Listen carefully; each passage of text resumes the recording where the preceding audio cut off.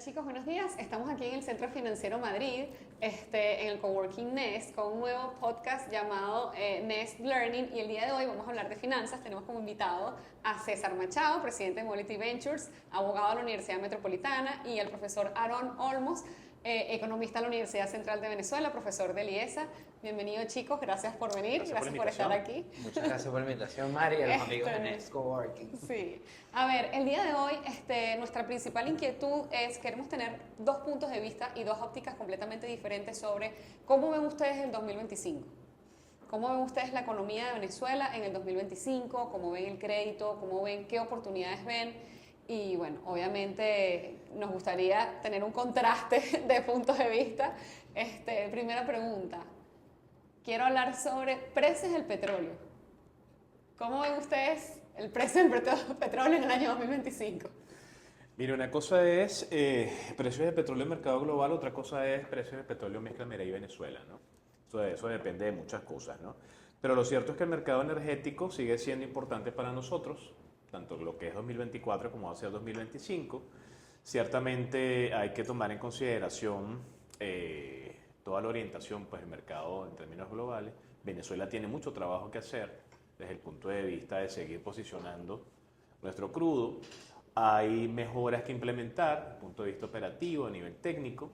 Sin embargo, pues creo que los recientes cambios que se han hecho, desde el punto de vista de las estructuras de nuestros ministerios, quizás estén orientados a mejorar esa visión en términos de producción, ¿no? Tomando en consideración la importancia que tiene el ingreso por vía de la energía para Venezuela, ¿no? Profe, ¿a cuántos barriles estamos el día de hoy? Mira, según el último reporte del OPEP del mes de agosto, fuentes secundarias, estábamos sobre los 822.000 barriles día, fuentes primarias 920.000 barriles día, ¿no? De alguna manera, primera vez que hay una distancia tan interesante entre las dos fuentes, ¿no? Claro. Sin embargo, lo cierto es que no hemos llegado todavía al 1.000.000 de barriles día. Y eso es algo que es importante tratar de saldar lo más pronto posible a nivel de producción, ¿no? Porque efectivamente, mientras más produces, mejor para tú poder colocar en el mercado exterior. Otra vez, tomando en consideración que hasta los momentos el precio no nos aventaja, ¿no? Desde el punto de vista internacional. ¿El barril del petróleo está en? En el caso nuestro estaba sobre los $67 barril. En el caso nuestro, ¿no? Que es la mezcla Merey, pues se habla mucho del precio PEP, ¿no? Una cosa es el precio PEP, otra cosa es el precio nuestro, ¿no? Que es que efectivamente nos pagan. ¿El precio PEP? El precio PEP estaba sobre los 70, 80 más o menos, ¿sí? César, ¿tu opinión? Estoy también de acuerdo con el profesor. Pienso que, bueno, para el momento que grabamos este podcast estamos con un precio global prácticamente en los mínimos del año 2021. Como conversamos un poco fuera del aire, posiblemente es una manera de empezar, si se quiere, desde abajo, con una oportunidad que yo veo para el año que viene, muy de la mano de los factores geopolíticos y de lo que vaya a ocurrir en las elecciones en los Estados Unidos, que pudiera traer un precio del petróleo nuevamente más recuperado, y pienso que las tensiones en el Medio Oriente sin duda van a ser lo que lo va a dictar. Y con respecto a Venezuela, también estoy de acuerdo con el profesor, creo que es vital aumentar la producción, porque una producción de 1.000.000 de barriles es un país, una Venezuela completamente diferente a una Venezuela que produce 800.000 barriles. Yo diría que es una diferencia bastante considerable y que también va de la mano nuevamente los factores internacionales para que podamos aumentar la producción, se puedan importar los insumos, pueda venir también la mano de obra especializada en todos estos proyectos que ahorita están como en este momento, si se quiere, renaciendo, no diría que naciendo, pero renaciendo. Y también hay que considerar que parte de esa producción, que está en torno a los 800.000 barriles, una buena parte, diría yo que más del 20 o 30%, pareciera también estar comprometida para pago de deudas. Entonces lo que entra como cash, como efectivo a Venezuela, sigue siendo aún menos. Por eso es vital, como dice el profesor, que la producción aumente. También es un petróleo ultrapesado, tiene sus complicaciones, que yo veo también quizá como ciertas oportunidades, pero bueno, desde lo que ocurrió con el tema de Estados Unidos y con Citgo, perdimos la capacidad de refinar un petróleo tan pesado, y por eso prácticamente todo lo que sale tiene que venderse a descuento, no solamente porque nuevamente es ultra pesado, sino porque tenemos el tema de las sanciones. Hay muchos elementos que están jugando, ¿no? Sin embargo, hay que tomar en consideración el hecho de que efectivamente buena parte de la economía global gira en torno al tema de la energía, ¿no? Como un commodity súper importante. Y tanto es así que la orientación, recientemente el OPEP está cumpliendo años, ¿no? de fundación en estos días, la conexión que hay con esa regulación de los mercados, con esos techos de producción, es fundamental. Entonces, la política internacional desde el punto de vista de la energía tiene que orientarse a tratar en lo posible efectivamente de generar un incremento del precio, pero dependerá de los principales actores, ¿no? Porque quizás nosotros requerimos que, oye, que ese precio suba, en términos generales, pero quizás no nos aventaja. Nos vendría bien. Nos vendría bien, pero no nos aventaja. No depende necesariamente solo de nosotros, ¿no?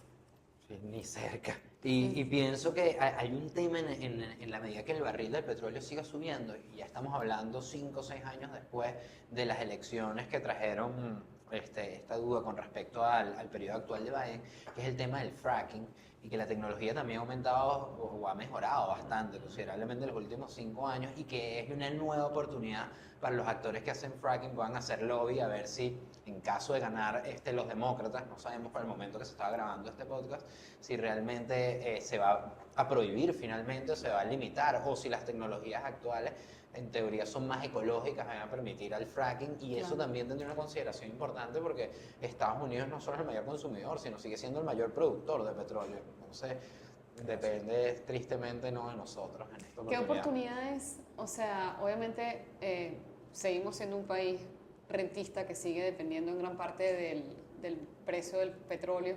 ¿Qué oportunidades ven en Venezuela para un crecimiento orgánico y sustentable, así sea con un pequeño porcentaje? Mira, todo parte del cambio en la orientación de la política económica, ¿no? Por lo menos este año, 2/3 del presupuesto se financiaban con la cuota petrolera, ¿no? Un nivel de dependencia bastante elevado, ¿no? Si bien la recaudación interna ha sido muy elevada también, estamos hablando de más de 5.400 millones de dólares en un primer semestre, que es bastante, o sea, 2 veces más que el mismo periodo del año pasado, ¿no? En bolívares, ¿no? Al cambio, o sea, eso es bastante, ¿no? Efectivamente, hay que cambiar la orientación de la política económica, ¿no? Que sigue siendo muy importante el tema petrolero, pero tenemos otras oportunidades, ¿no? Entonces, ahí en ese rango de oportunidades tenemos la necesidad de recuperar el aparato productivo. O sea, Venezuela produce un 40% de la capacidad utilizada, eso no puede ser. Tenemos una economía enana comparado con el resto de América Latina. Brasil produce el 80%, por ejemplo, ¿no? 4/5 de sus posibilidades. En el caso nuestro estamos al 40%. Entonces, hay distancias que tenemos que comenzar a cerrar, brechas que tenemos que comenzar a cerrar, y eso viene de parte efectivamente de cambios en las políticas económicas, pero principalmente con una articulación con el sector industrial y empresarial venezolano. Eso debería ser el norte del año 2025. Yo pienso que esa oportunidad que está en la capacidad instalada y que realmente no se está usando, ocurre también en los mercados de valores, sin ninguna duda. Y para eso uno se puede retrotraer a lo que era la Bolsa de Valores de Caracas. Me gusta mucho hablar del mercado bursátil aquí, lo que era posiblemente a principios de milenio, a principios de siglo, ahorita hace unos 20 años. El tamaño que tenía, además, comparado en cuanto a su importancia con bolsas de otras partes del mundo. Y ayer conversamos con una oportunidad de crecimiento para volver a transar lo que se transaba, que estamos hablando del orden de los billones, o sea, de miles de millones de dólares que se transaban hace 20 años para volverlo a tener aquí en la bolsa. Entonces, vemos una posibilidad de crecimiento del orden de los 1000%. Wow. Y entonces, de alguna forma, aunque no es una capacidad instalada, porque no es el término, se puede hacer un poco la analogía donde también tenemos esa oportunidad en el mercado bursátil, y que es el mercado bursátil una fuente de financiamiento alternativa que es realmente necesaria, porque hasta ahora pienso que, bueno, además hemos tenido muy poco financiamiento bancario, pero es prácticamente lo que hay. Financiamiento privado de casas de bolsa o incluso de particulares, pero es bastante costoso. Y la bolsa de valores, el mercado bursátil, permite que empresas que ya no sean tan grandes también puedan financiarse, no solamente emitiendo acciones en la bolsa de valores, sino también de instrumentos de renta fija que ahorita están nuevamente comenzando a moverse. Entonces yo veo esa capacidad instalada, la veo también en el mercado bursátil para poder hacer que crezcan muchos de estos sectores, entre ellos el industrial, el ganadero, agropecuario, que estábamos hablando hace un rato, pero también, y aquí, y valga la cuña, hablo del venture capital también, la oportunidad de que entren fondos de capital de riesgo. O sea, Venezuela Mobility Venture es el primero, pero la idea es que, y es de movilidad, pero la idea es que haya en todos los sectores habidos por haber. y que puedan llegar capital entonces de venture capital para apuntalar a inversiones que no son las tradicionales como una pequeña, una mediana industria, sino que son innovaciones que, bueno, como lo que es un Yumi, un Ridery, que tienen la oportunidad en muy poco tiempo de dar bastantes oportunidades de trabajo y de hacer un cambio relativamente importante. En Venezuela, pues prácticamente todo el financiamiento hacia los emprendedores se ha ido en programas del Estado para pequeños emprendedores de comida, de cortes de pelo, o para pequeñas y medianas empresas que sí tienen un flujo de caja más estable, y en eso el financiamiento bancario que ha sido reducido. Yo no sé, profesor, por ahí estamos hablando de que más o menos son 1.500 millones de dólares todo lo que ha prestado la banca este año. ¿Sí maneja un número como ese? Fíjate, de hecho, recientemente los Es estaba muy poco, viendo. ¿no? Sí, sí, es muy poco para lo que Venezuela puede y estamos acostumbrados antes, ¿no? Estadísticas de la Sudeban hablaba más o menos algo así de, bueno, el total de financiamiento, 2.800 millones de dólares. Imagínate. Pero que para la Venezuela que tenemos nosotros es prácticamente nada, ¿no? En términos de capacidades, ¿no?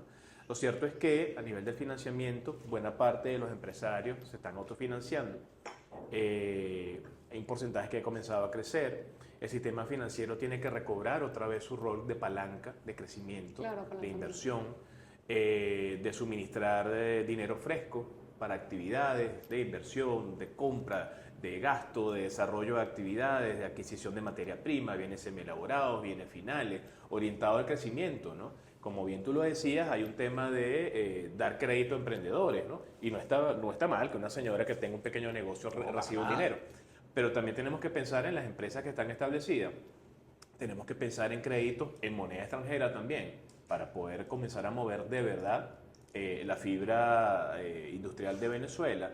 Porque si bien el sistema financiero en pleno, no solamente bancas, seguros, casas de bolsa, cajas de ahorro, que también forman parte y están allí, todos tienen que hilvanarse, conectarse con el hecho de apoyar al desarrollo productivo venezolano. Venezuela es un país que tiene grandes posibilidades y siempre las va a tener. Temas de orientación de la política económica. Hay una gran oportunidad, una puerta abierta en el tema del mercado de valores. Es increíble como muchas empresas a nivel de educación financiera han comenzado a entender que no es buscar un crédito en el banco o irse afuera a buscar un crédito en moneda extranjera con un tipo de cambio distinto y qué sé yo, y un interés que los mata. Podemos hacerlo dentro de la Bolsa de Valores de Venezuela, pero yo creo que todavía hay un tema allí de educación. Claro, y de poco acceso, mira, que se supone Sí, que íbamos a verdad que sí. antagonizar, pero yo no podría estar más de acuerdo con el profesor. Hay un problema de acceso Sí. a la bolsa de valores de Caracas que tradicional, primero que estuvo dormida, no muerto, pero dormida por Es mucho así. tiempo, Sí. o dormitaunda, y ahora nos conseguimos con la oportunidad de poder hacer todas estas Claro. transacciones, pero entonces, ¿cómo yo hago para que la población lo conozca? Y tradicionalmente, sobre todo la Bolsa de Valores de Caracas era bastante institucional, era Claro. lo que llaman muy B2B. Corporativo, exacto. Claro, y entonces el inversionista retail tenía poca voz, y posiblemente para cuando salga este podcast ya estará disponible el tema de la aplicación de la Bolsa de Valores de Caracas, y algunas casas de bolsa también van a tener su aplicación, buscando que el inversionista retail que invierte menos de $1.000, mucho menos posiblemente, pueda participar. Y eso, aunque posiblemente al principio no tenga el peso que nosotros estamos buscando, la profundidad que estamos buscando en el mercado, yo sí creo que le trae muchísimo dinamismo y va a traer, tiene un efecto, quiero creer yo como positivista, tiene un efecto positivo Adelante. desde el punto de vista de la información, o sea, de que muchísima gente no se acerca a la bolsa de valores, incluso siendo empresario, pero porque no lo conoce o no sabe. Sí. Por ejemplo, para el año 2025, que hablamos de las oportunidades, la Bolsa de Valores de Caracas ya tiene, desde el 2024, un mercado de factoring. O sea,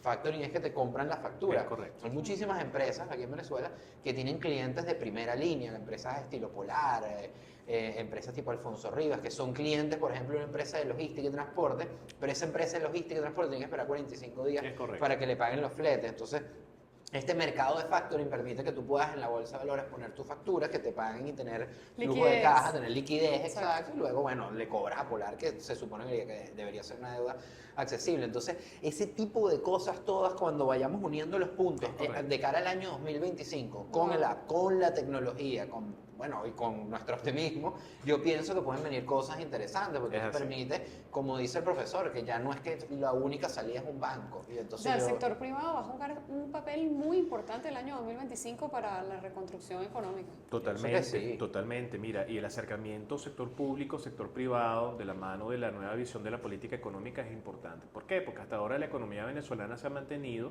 en 3, 4 elementos fundamentales. Uno de ellos la intervención cambiaria que el Banco Central ha hecho. Ya ahora estamos hablando ya a esta fecha más de 3.700 millones de dólares colocados para tratar de manejar el tipo de cambio.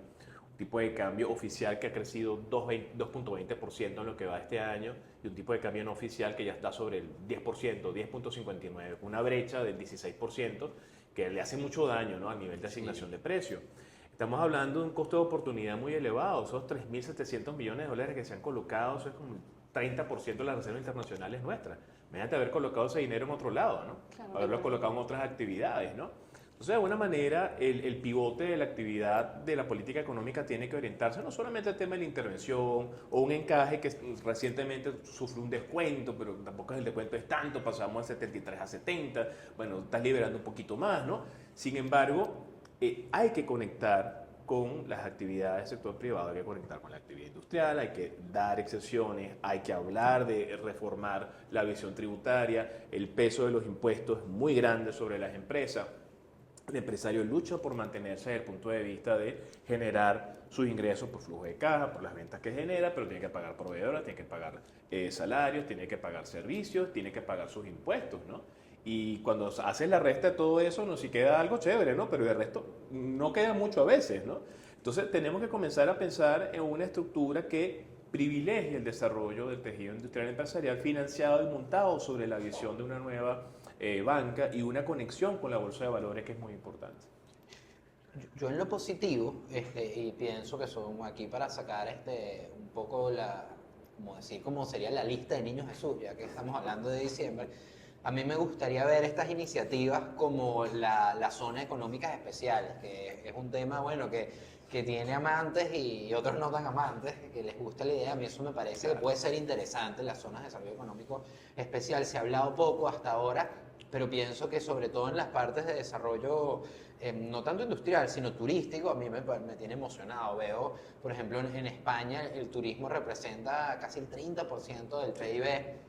Entonces allá se ve como algo que no fuera tan bueno porque es inestable. Yo no lo veo así porque aquí no tenemos el problema en la estacionalidad. Entonces Venezuela puede ofrecer miles de kilómetros de costa todo el año.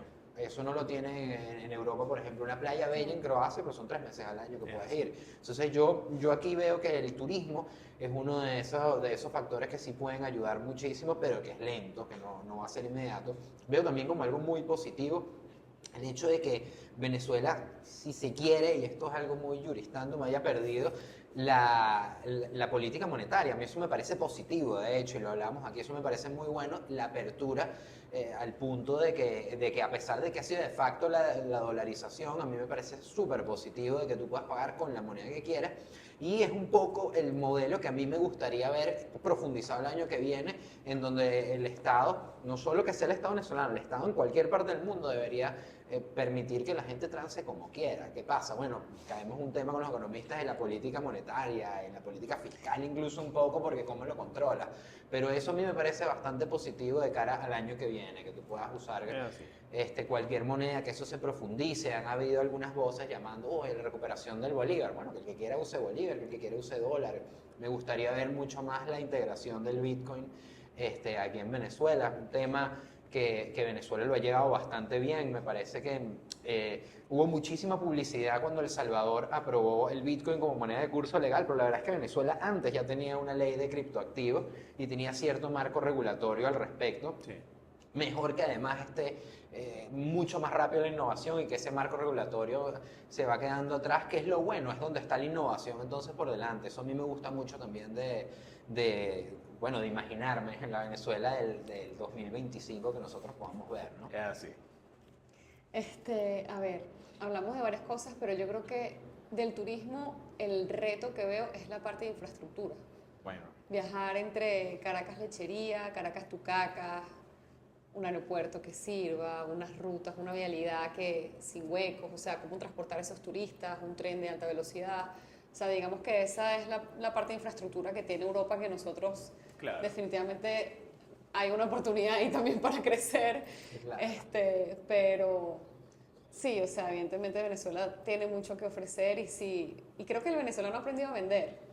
Por supuesto. Hemos aprendido a vendernos. Hay algo muy positivo en el tema de la caída de la producción petrolera. La producción petrolera en su peor momento llegó a estar algo así como en 300.000 barriles diarios. Sí, Creo que más o está menos. menos, capaz. Y eso, dentro de lo negativo, también me parece que tuvo lo positivo de que el venezolano aprendió a vender. Y eso en todos los niveles. Ahora viene la ley también de exportaciones no petroleras que fue aprobada a finales del 2024, o sea, ahorita hace poco tiempo, ¿no? Sí. Y para el año 2025 se busca entonces... Venga Venezuela exportando. Venga Sí, Venezuela claro, exportando sí. ganado, exportando Sí. café. Ya la vimos, la vamos a volver a ver nuevamente. Es así, ya la vimos, hay que volverla a ver. Y sobre todo hay que visionarlo, hay que pensarlo. Pero tú no puedes exportar si no produces para el mercado interno, si no cubres la demanda agregada interna, Claro. al menos que sea una exportación muy particular, ¿no? Como países que son altamente tecnológicos, producen Exportamos cosas. cacao.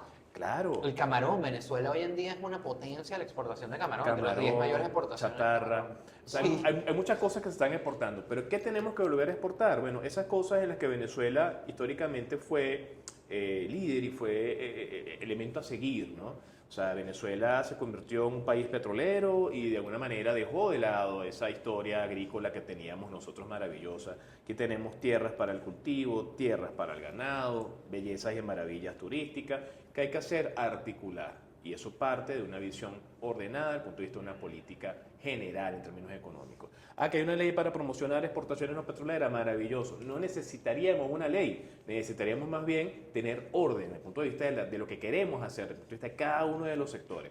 Sin embargo, esto es muy importante, dentro de todas las oportunidades que se le están presentando a Venezuela, tú lo tocabas ahorita con el tema del escenario multimoneda, de alguna manera se le ha llegado a decir, esa dolarización de facto del año 2019 ayudó mucho a normalizar la actividad económica y a dar cierto nivel de estabilidad.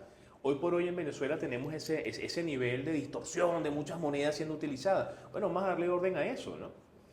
Como tú lo comentabas ahorita, el tema del Salvador, ¿no? Ya Nayib Bukele tiene 3 años con la ley Bitcoin y el tema de utilizar Bitcoin como un elemento de reserva que salió por ahí en estos días también. Bueno, eso se puede pensar. El tema es cómo darle formal ingreso a algo altamente volátil dentro de la estructura cuadrada de unas finanzas públicas de un país. Nayib Bukele lo está intentando hacer. No hay nada escrito al respecto de eso. No hay política económica Bitcoin, no hay política monetaria, Ethereum, nada de Oye, eso. este es un tema que yo, o Eso sea, hay a que mí me escribirlo. encanta, porque el Bitcoin para mí es como el disruption de las finanzas tradicionales. Entonces, el Bitcoin viene a representar la anarquía, le quita completamente el poder al Estado. Y bueno, de hecho Estados Unidos ha propuesto, he escuchado por ahí, no sé si la parte de Trump, el equipo de Trump, volver al patrón dólar a través de Bitcoin y oro.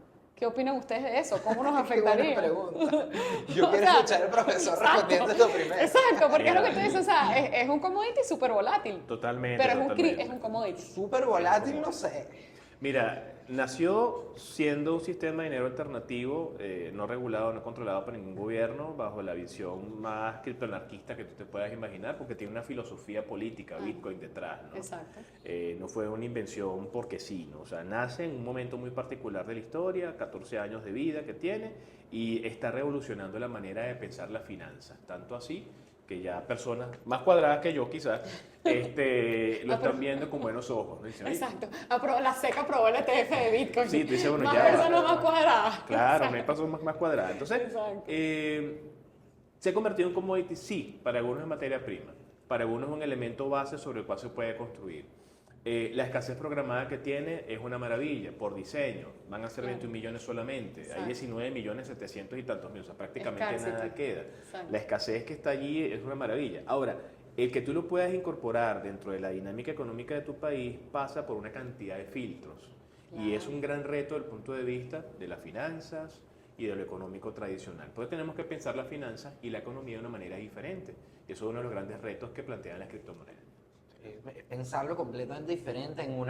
Tuvimos una oportunidad de un podcast sobre el Bitcoin y ese cambio es tal que incluso el concepto de propiedad, tal como lo conocemos, en el que hay un tercero de confianza, un estado garante de que es un sistema registral Un como el notario, venezolano. exacto, un notario. Sí, bueno, un sistema donde un notario da fe cierta de que hay un documento que tiene efecto ante terceros y luego un registro es el que lleva el control como ente centralizado de quién es el dueño de este edificio, quién es el dueño del otro terreno.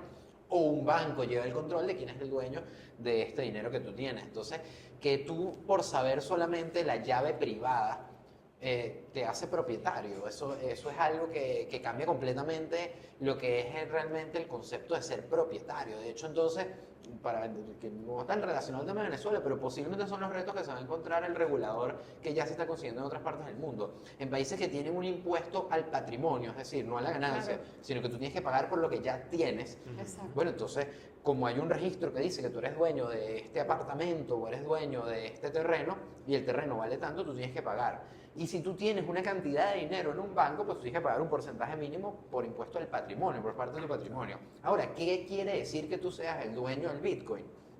Es un tema, porque una cosa es que tú tengas un pagaré, un IOU con Coinbase, pero otra cosa muy distinta es que tengas Bitcoin de verdad, que es que te sepas la llave privada. Y entonces, si yo, por ejemplo, se lo digo al profesor en secreto y él la escuchó, ahora él tiene que pagar un impuesto a patrimonio, pues esa es una clave. Entonces, eso que es un detalle que por eso hablamos, un congreso tributarista, de que cambia completamente el tema de lo que es el individuo como dependiente de la sociedad o el individuo como soberano en el que yo soy propietario de algo es porque yo soy el que tiene la llave, no Sí. porque hay un registro que lo diga. Y eso abre la puerta entonces, nuevamente, para acá el tema de Venezuela, a muchísimas oportunidades en vista de que Venezuela tiene esta multimoneda o esta libertad, entre comillas, económica para poder transar. Con lo que hay un tema que también relacionado al tema tecnológico y que quizá veamos en el 2025, que es el tema de los ataques cibernéticos y la significación que va a tener eso en la economía en Venezuela. Venezuela pasó en los últimos 2 o 3 años de tener uno de los internet más lentos del mundo, la conexión a internet más lento del mundo, Ya creció, a es tener verdad. ahora fibra por todas partes. Epa, en Coro hay 6, 7 proveedores de fibra óptica. Impresionante. Increíble. Humaná también. Epa, y el precio, Buenísimo. yo me quedo, o sea, yo que trabajo con Competencia. Marabeca, la competencia ya, lo que yo pago aquí por 100 megas, allá lo paga la gente por 300 megas. Imagínate. Barato y 6, 7 empresas compitiendo por Lo bonito, la mano invisible, y entonces llegará un Exactamente. momento que ya no habrá 6 empresas, sino quedarán 3, porque dirán, oye, ya no me es rentable, pero esa conectividad a la que se está ahora por fin llegando a Venezuela y exponiéndose a ese nuevo, al internet de alta velocidad, conectado a través de fibra, es una puerta de entrada no solo a negocios, sino también a los Sí. ataques cibernéticos. Exacto. Y pienso que muchísimo ahorita se ignora el tema de la seguridad informática y los ataques cibernéticos, pero Sí. cada vez vamos a ver más empresas. A principios de este año, por ejemplo, Digitel tuvo un ataque masivo. Sí, Y cybersecurity. otras empresas grandes lo van a tener, y lo que pienso es que eso será como un embudo que le irá llegando ahora a medianas empresas hasta llegar a particulares. Y veremos entonces también, desde el punto de vista económico, muchísimo de la economía venezolana, que el venezolano es bastante tecnológico y que por nuestras mismas circunstancias está más expuesto a este tema, posiblemente veamos muchas oportunidades en ese sector. Y eso de alguna forma es como importación de servicios, porque pueden ser servicios prestados del exterior de seguridad informática, o pueden ser pólizas de seguro, de reaseguro también, para el tema de seguridad No, o cibernética. compañías existentes como por ejemplo Soutec, que vayan de la grande industria a la mediana y pequeña industria. Claro, ofreciendo por soluciones de necesidad seguridad de- informática y... Sí. Una pregunta, chicos. La bajada de interés que se aproxima en Estados Unidos de un 6, 7%, no sé cuánto está ahorita. Tengo entendido que Powell, hoy esto lo estamos filmando en septiembre, 18 de septiembre, va a anunciar hoy, no sé si 25 o 50 puntos. ¿Cómo afecta una bajada de interés en los Estados Unidos a Venezuela? Bueno, mira, independientemente de lo que pase allá, la concepción y percepción que se tiene del dólar aquí es diferente, ¿no? Y eso es algo bien importante, ¿no? Y quiero rescatar un punto anteriormente dicho, ¿no? Que hablabas del tema de la reserva y el respaldo, ¿no? de la moneda, ¿no? O sea, porque es importante el tema de la política monetaria en Estados Unidos, el tema del tipo de interés, el valor interno de la moneda dentro de la propia economía y cómo nosotros lo percibimos fuera, ¿no? Hay que recordar que independientemente de que el valor intrínseco del dólar allá varíe, cambie, acá nosotros lo conceptuamos de una manera distinta, ¿no? El dólar para nosotros sigue siendo un elemento fundamental de reserva y de respaldo, ¿no? Para nuestras operaciones. Claro, pero si nosotros como venezolanos buscamos para blindarnos de la economía local, dejar nuestras cuentas, nuestros activos, savings, etcétera, en dólares, pero ese dólar está teniendo una pérdida de Claro. valor y está generando una inflación, porque eso va a generar una inflación allá, pues evidentemente lo que sea que estemos importando ya no te va a costar los mismos dólares que antes. Es correcto, y es la relación que la gente tiene que comenzar a hacer desde el punto de vista de los mercados globales. A la gente pareciera que se le olvida, ¿no? Que en los otros países hay inflación, que en los otros países se toman decisiones de política fiscal, monetaria. O sea, que cambiaria. necesitamos mucha educación financiera. Totalmente. Yo también estoy de acuerdo con eso, ¿no? Y Financiera, esto tiene- económica y No, tecnológica. nosotros. Yo creo que los tres coincidimos en eso, Sí, de que claro. hace falta mucha educación financiera y los tres, de hecho, nos dedicamos a eso. Usted Yo- formalmente como profesor, por supuesto, y nosotros quizás un poco más empíricamente a través de Instagram. Hace falta que la población en general entienda de que también hay una inflación en dólares que va a afectar en nuestro costo de vida. Sí, Claro, totalmente. Mira, educación económica, financiera y tecnológica, y entender que la dinámica económica de los países de origen, de las monedas que trabajamos, estén fuera, ¿no? Nos van a afectar. Ahora, lo que yo te decía de la percepción es muy importante, porque independientemente del cambio del valor intrínseco de la moneda, la gente asume el euro, el dólar, un USDT como un elemento de reserva muy poderoso en Sí. nuestro país. De ahorro. De ahorro. Entonces, ¿qué es lo importante acá? Lo importante acá es que eso que está afectando a la moneda afuera afecta a los mercados internacionales, afecta a los mercados globales, afecta inclusive al mercado cripto. ¿Sí? Claro. Hace que entonces los inversionistas digan, ¿sabes qué? Tengo estos dólares, déjame más bien y compro Bitcoin, ¿sí? Como está haciendo la gente de MicroStrategy, que este señor de alguna manera... Michael Saylor. Saylor, yo creo que ya no sé si es que tiene el 1% de Bitcoin ya en su Una bolsillo. ballena. Ese señor se ha convertido en una figura muy particular. Pero lo Sí. cierto es que toda toma de decisión de política económica, no solamente ver lo que está diciendo Jerome Powell desde la Reserva Federal, lo que está diciendo la presidenta del Banco Central Europeo, lo que está pasando desde el Banco Internacional de Pago, todo eso elementos hay que prestarle atención, porque afecta de todos los mercados. Bueno, tan de acuerdo estoy con el profesor de que como aquí es percibido como si fuera una reserva de valor, De ahorro. naturalmente las mismas vicisitudes que vivimos como venezolanos desde el punto de vista económico, creemos que son exclusivas de los venezolanos y por eso, para volver a tu pregunta inicial, ¿cómo ves la Venezuela del 2025? Pues que está estrechamente ligado ahora sí a lo que ocurre afuera. Y con el tema del recorte de las tasas de interés, tiene tanta tela que cortar que yo, mientras hablaba el profesor, pensaba el hecho de que el dólar como moneda para el pago de petróleo y que era la moneda por excelencia para el pago del petróleo, Ya no- desde este año va Exacto. perdiendo su importancia. Hay una Y- desdolarización. por supuesto que es muy importante todavía, pero la pregunta es hasta cuándo y qué fuerza va a tener. Y luego que comentaban el tema de la zona euro, tenemos también una zona euro imprimiendo. Debilitada, exacto. Sí, y debilitada además oye, cada vez más fragmentada. Claro. Por ejemplo, estábamos viendo que a partir del 2025 ya no va a haber libre tránsito con los ciudadanos de la Unión Europea y el Reino Unido. O sea, a raíz Claro. del Brexit yo sentía que las cosas estaban relativamente similares, pero es que ahora vas a necesitar hacer como un ESTA si eres ciudadano europeo para entrar al Reino Unido. Eso tiene una repercusión, pero importantísima, muchísima en la libre. Imagínate, por ejemplo, hasta la persona que va manejando el camión y pasa por el Eurotúnel ahora va a tener que sacarse un permiso, Claro, cosas pero así. imagínense ustedes, o sea, ¿en qué moneda nos vamos a blindar? O sea, ¿en qué moneda vamos a nosotros pasar nuestros ahorros? Lo Porque que pasa es que estamos pasando... yo sabía que este señor me iba a decir Bitcoin.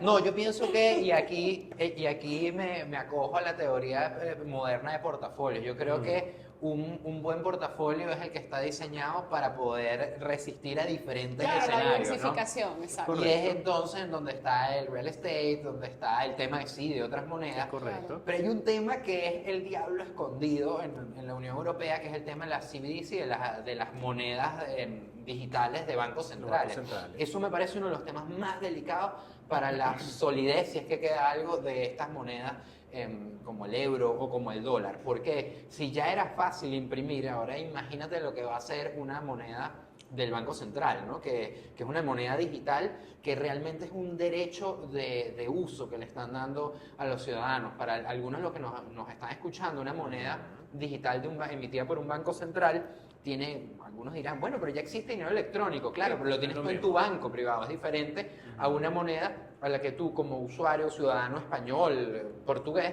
accedes al Banco Central Europeo y tienes, no sé si será una aplicación, esa parte logística también me tiene estresado cómo lo van a hacer, ¿no? Imagínate si es complicado cuando te bloquean una tarjeta un banco privado, ¿qué queda cuando sea público y tengas un problema para hacer un pago? Pero Claro. más allá de eso, el concepto de la política monetaria y de lo que era la masa, lo que era M1, M2, yo pienso que posiblemente ahorita es difícil de ver, pero pienso que en los próximos 2 o 3 años con este tipo de monedas emitidas por Banco Central va a cambiar. O sea, ya incluso pensar en circulante, quiero creer que estoy equivocado, pero quiero creer que eso realmente va a ser, no va a ser así, pero pienso que sí, que va a ser difícil ver el circulante tal como lo veías, la masa como la veías, porque vas a tener como dos maneras de yo comprar. No sé, o sea, yo no sé por qué, y creo que aquí vamos a coincidir los tres, es que la deuda nos ha hecho mucho daño. Sí. Totalmente. La deuda, la Totalmente. impresión y el crecimiento inorgánico. ¿Y qué pasa en Venezuela? En Venezuela no hay deuda. Entonces aquí conseguimos algo positivo. O sea, en Venezuela el único crecimiento es un crecimiento orgánico. Es un crecimiento, uy Dios mío, estoy súper fuera de tiempo, pero espero que estén disfrutando la conversación como yo. Tiene que haber un crecimiento, claro, porque imagínate tú, o sea, ¿por qué los países están teniendo una moneda tan debilitada hoy en día? Gracias a la deuda, gracias al crecimiento inorgánico y gracias a que su futuro está siendo hoy en día cada vez más débil. Bueno, tienes negocios Es entonces, así. empresas que son zombie, como fue por muchos Exacto. años Fao Schwarz, Toys R Us, por ejemplo, la juguetería. El negocio que era, que tenías unas tasas de interés, prácticamente dinero gratis, barato. Claro. Y entonces el Endeudarte. negocio no era vender juguetes, el Era el negocio es que financiamiento. tengo dinero gratis, Exacto. financiamiento. Entonces, Financiamiento. yo en eso te doy la razón. Pienso que dentro de lo malo y lo ralentizante que es no tener acceso a crédito, Claro. el venezolano hace que un negocio a pulmón, y si el negocio es malo, el negocio quiebra. No es que Y es "Ay, orgánico, yo como te- tú dices. es Y cosa bastante que, o sea, orgánico". ojo, yo como financial advisor que soy, yo nunca he estado de acuerdo con el crédito. No me gustan las empresas que tienen mucho crédito. No compro empresas con un endeudamiento mayor al 10%. Capaz porque somos venezolanos, ¿no? No, no solamente por eso, es porque, epa, yo he visto gente, o sea, el apalancamiento es todo movimiento con esteroides, tanto la subida como la bajada. Sí. Entonces, después de la burbuja 2008, eso mucha gente lo pagó con sangre. Mucha Es gente le así. costó 15 años recuperarse después Es de así. haber perdido todo. Entonces, claro, o sea, veo que en Venezuela sí hay mucha gente que dice, si tuviese crédito, depende. Porque si tuvieses crédito, fueses un mono con una hojilla. Si no lo sabes manejar. Sí, la cosa es saber manejar el crédito. Exacto. Sí. O sea, ¿para qué lo estás usando? Exacto. O sea, vas al banco, pides dinero, te dan $10,000 y te lo echas en whisky. No tiene sentido. O sea, Exacto. si lo estás Claro. pidiendo para comprar maquinaria, comprar Exacto. materia prima, o sea, si vas a transformar ese dinero en otra cosa, bienvenido sea. Que de repente puedes tomar parte de eso y financiar el consumo, claro, perfecto, tiene sentido. El tema es, otra vez caemos en el aspecto de educación. Tienes que educarte y saber qué hacer y Y el eso- poder que tienes detrás de endeudarte con un ente financiero y poder pagar esas cuotas en ese tiempo a esa Claro. tasa. Y cuando tú ves que quizás estamos en un mercado donde las tasas se mueven y ya no me aventaja, usted tiene que trabajar en función de minimizar, hacer que prácticamente esa deuda se extinga lo más pronto posible. Claro, profe, pero es que fíjese usted que el problema es tanto de la educación. Usted no se imagina la cantidad de proyectos de pequeñas industrias, de pequeños negocios que yo he visto.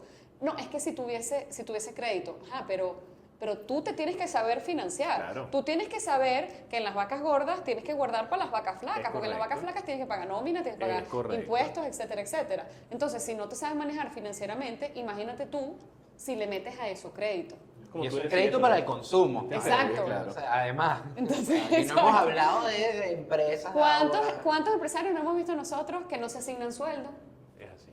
Que cuando ganan $8,000 se lo gastan, entonces después cuando están en negativo no saben qué hacer. Es ¿Quién te así. presta? Que no tiene fondo de emergencia. Otra vez volvemos al tema de la educación económica, De la financiera y educación. tecnológica. Entonces, bueno, señores, tengo casi 25 minutos acá con mis invitados. Espero que hayan disfrutado muchísimo. Por lo que veo, entre la nueva era y el old school, no tuvimos absolutamente ningún contraste.